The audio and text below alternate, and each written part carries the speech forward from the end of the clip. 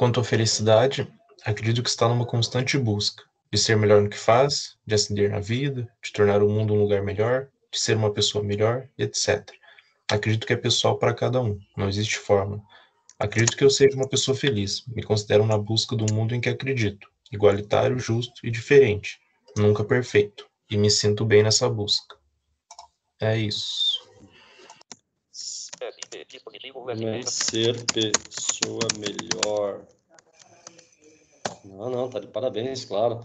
Aliás, acho que foi o primeiro que enviou, se não me engano, você enviou na sexta, né? Se eu não me engano. Isso. Eu já até acho que respondi seu e-mail, se eu não me engano. Respondi, Respondeu.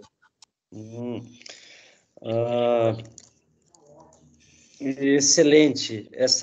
Poxa, você fez um processo de superação incrível. Ontem ainda estava comentando aqui em casa, as pessoas com deficiência, hoje em dia, enxergam essa ideia de superação como capacitismo. Não sei se vocês conhecem esse termo, capacitismo. Capacitismo é uma visão assim que torna as pessoas... Como é que eu posso expressar? Cria-se um padrão e todas as pessoas que fogem a esse padrão são vistas como inferiores. E aí, essa ideia de superação coloca as pessoas com deficiência como inferiores, como mais frágeis. E eu discordo disso. Eu discordo. Eu entendo que superação é um processo a que todos nós temos de buscar. Todos nós. Porque nós vamos enfrentar desafios ou resistências ou portas fechadas sempre. Sempre. No exercício do trabalho, no interior da família, onde quer que seja, nós vamos ter dificuldades. Então, assim como vamos errar. São duas coisas negativas que nós vamos ter, né?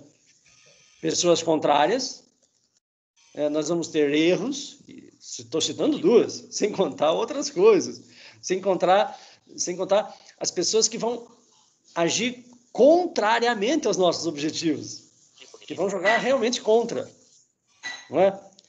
Então, aí tem que ter sabedoria, paciência, que são características do estado de adultez, do estado de ser adulto. Porque quais são as características infantis? Quais são as características infantis? A impulsividade, a impaciência, a imposição dos seus desejos, né? São características infantis. A pressa, a não consideração dos interesses contrários, a não aceitação das disputas e dos conflitos, a romantização do mundo. A criança acha que o mundo é só dela, então ela acha que o mundo só tem gente jogando a seu favor, ou gente para lhe agradar, gente para dar o seu leitinho, né? Como se as outras pessoas fossem uma extensão da mãe, né? A mãe faz isso, né? Nos dá o leite e, às vezes, com o seu comportamento protetivo, continua a nos amamentar mesmo tendo 20 ou 30 anos, né? Fazendo tudo para a gente. Quer dizer, ela está agindo com o comportamento de mãe, como se a gente estivesse ainda no útero, e a gente aceita isso, como se a gente fosse, como se criança fosse. Então, já no adulto, não. O adulto entende que as outras pessoas têm posições diferentes, né? E essas pessoas não só são nossas adversárias, né? Não. Eu posso contar com essas pessoas, mas eu preciso buscá-las, buscar apoio nessas pessoas. Porque um outro comportamento infantil, sabe qual é? Está presente no adulto? Querer fazer sozinho. Esse é um comportamento infantil, imaturo. Eu vou fazer sozinho, porque eu sei fazer. É típico, eu falo infantil, mas ele é típico do adolescente. Por isso que eu estou chamando de infantil, nesse sentido, não adulto. Eu vou fazer sozinho. É um comportamento não adulto. O comportamento adulto Eu vou contar com as pessoas. Por isso que um professor deve contar com seus alunos. Desde o planejamento da aula, hein? Olha só o que eu estou dizendo. Desde o planejamento da aula. Eu conheci umas pesquisas de uma autora chamada Susan Steinbeck. Susan Steinbeck, S-T-I-N-B-A-C-K. E William Steinbeck. Escreveu um livro chamado Inclusão, um guia para educadores. Um livro que eu resenhei, porque eu sou pesquisador na área de inclusão escolar, e a Susan traz pesquisas de escolas, se eu não me engano, canadenses, em que alunos de 6º ano, 7º ano participam do planejamento. E ela conta, o professor vai trabalhar o tema tal, no primeiro dia divide a sala em grupos, como vocês preferem trabalhar essa atividade? Como cada um gostaria de participar? E ela relata isso. Falei, isso aqui é inclusão de verdade. Os alunos estão sendo ouvidos primeiro, valorizados.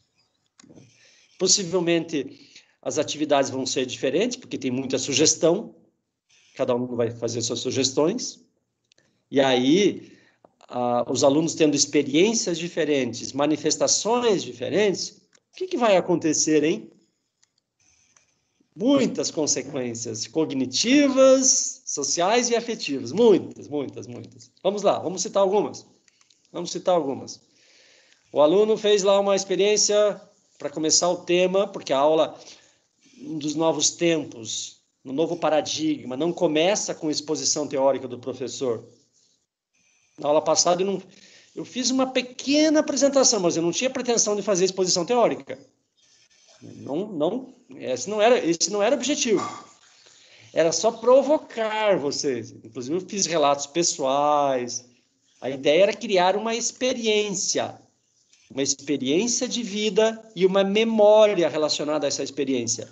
Um significado, essa era a ideia. Bom, quando você cria uma experiência, toda pessoa que passa por um tipo de experiência vai introjetar um tipo de memória, certo? Essa memória está relacionada a duas coisas. A significado, que é muito pessoal, que é subjetivo, e a um sentido.